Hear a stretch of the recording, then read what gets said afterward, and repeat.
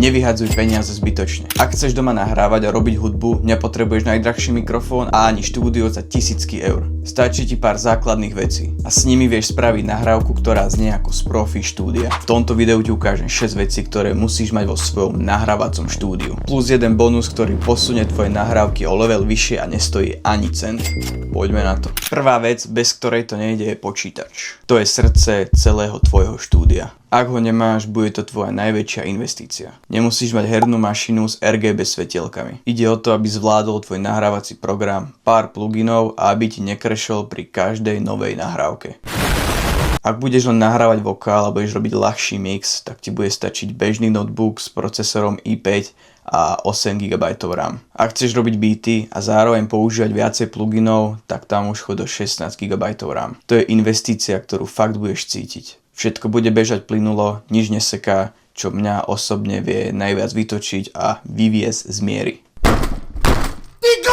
Ja používam M1 MacBook, ktorý má 16 GB RAM, pracujem na ňom 24/7 už 5 rokov. Ďalšia vec je mikrofón. To je tvoj nástroj. Tu platí. Nie je dôležité, aby bol drahý, ale vhodný na to, na čo ho budeš potrebovať. Ak nahrávaš vokály, určite choď do kondenzátorového mikrofónu. Zachytí viac detailov, čistotu a farbu hlasu. Mikrofóny, ktoré skvele pracujú za pomerne fajn cenu, sú napríklad Rode, Audio-Technica AT2020, ktorý sám osobne používam. Pozri, či k mikrofónu XLR kábel, držiak, lebo nie každý výrobca ho k mikrofónu balí. Pop filter. Malá vec a veľký rozdiel. Zastaví všetky tie zvuky, ktoré určite nechceš zachytiť na mikrofón. Bez neho tvoj hlas bude znieť, ako keby si potreboval logopéda a nie nahrávať tracky. Ďalšia vec, ktorú ľudia podceňujú, je stojan. Ak si doteraz držal mikrofón v ruke, prstane. Stojan ti dá stabilitu, správnu výšku a voľnosť pri nahrávaní. Najlepšie je, keď máš nastaviteľné rameno, lebo si to vieš hocikedy, hociako prispôsobiť priamo pre teba. Nahrávaš rád po stojačky, tak potom choď do tohto stojanu od SoundKing, ktorý opäť aj ja sám používam. Spĺňa všetko, čo chcem. Ak nahrávaš svoj vokál a do tohoto hneď mixuješ alebo upravuješ vokál, tak tým pádom budeš pri tom sedieť. Sú tu ramená, ktoré jednoducho pripevníš na stôl a jedeš. Na nahrávanie potrebuješ štúdiové slúchadlá. Nie herné, nie bezdrôtové a už vôbec nie AirPody. Prečo?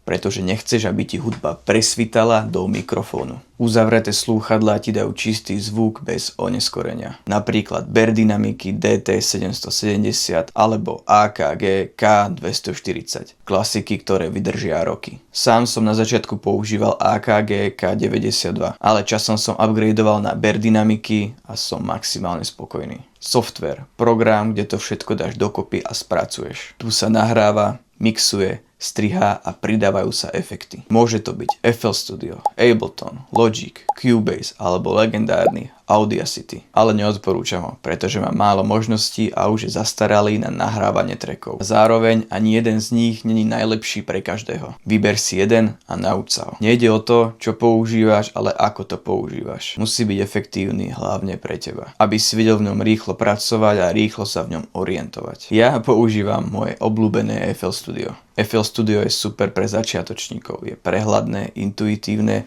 a hlavne najväčšou výhodou je to, že má plno tutoriálov. A áno, na tomto kanáli nájdeš videá presne o tom, ako s ním začať pracovať. Takže určite daj odber a pozri si aj ostatné videá.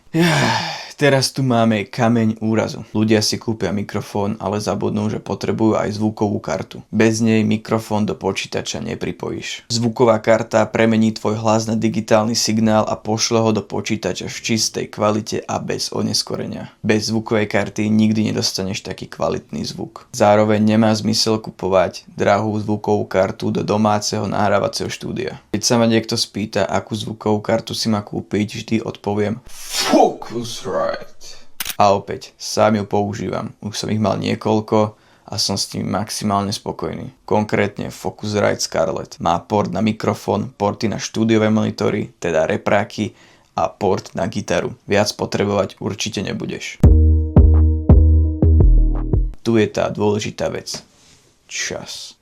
Môžeš mať najlepší mikrofón, najlepšie sluchadlá, najlepší počítač, ale ak nahrávaš raz za mesiac, nebudeš sa nikde posúvať. Ten, kto sa zlepšuje, nie je ten, čo má najlepšie vybavenie, ale ten, čo nahráva častejšie. Takže ak chceš, aby tvoje nahrávky zneli lepšie a lepšie, tak nepozeraj iba na vybavenie. Pozri sa na to, koľko času tráviš nahrávaním a štúdiu žánrov. Ak si budeš mať niečo zobrať z tohto videa, tak budem rád, keď si zoberieš práve tento bonusový tip, ktorý ti dávam úplne zadarmo, tak ako všetky ostatné. Všetky veci, o ktorých som hovoril, budeš mať v linkoch dole v popise. Pozri si ich a ak práve staváš svoje domáce štúdio, tak ušetríš čas a aj peniaze. Ak sa ti video páčilo, daj like, daj odber, pretože na tomto kanáli vychádzajú pravidelné videá, ktoré ti pomôžu sa zlepšiť v hudobnej tvorbe, či už si rapper alebo beatmaker. Čau.